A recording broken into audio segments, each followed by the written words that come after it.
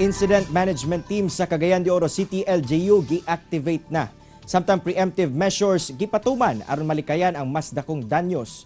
Anihang report. Aktibo na karon ang Incident Management Team sa Cagayan de Oro City LGU nga pangunahan sa City Disaster Risk Reduction Management Office kung CDRRMO kiniaging pagpangandam sa posibleng dakong kadaot nga hatod sa bagyong Odette. Ang maong team ang mangulo sa pagmonitor sa kahimtang sa syudad, labi na sa mga flood-prone o landslide-prone areas sa lungsod. Lakip sab sa ilang gihimo ang pagplastar sa mga preemptive measures aron masiguro nga minus ang mamahimong epekto o damyo sa bagyo.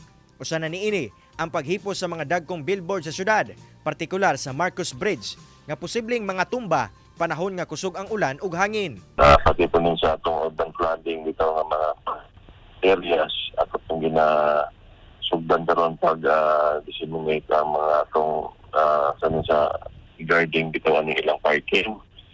Kaya basin na ipagsangkas tubig sa dalan nga mabiyaan ang sakyanan mabaan. Nangandam na sab ang barangay Bulwa sa syudad sa mga posibleng epekto ni bagyong Odette. Plastar na ang barangay covered court aron mamahimong evacuation center ug galing adunay paghikling nga mahitabo. Giandam na sab nila ang pipila ka mga ekipo sama sa mga life jacket, botas, megaphone, helmet ug uban pang mga gamit sa mga rescue operations.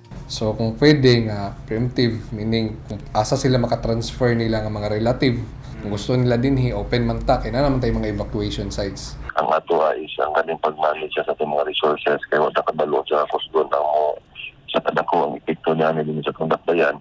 And kani po nga itong mga kasinginganan ng mga probinsya o mga munisipyo. Kauban si Jaybert Pairat sa kamera.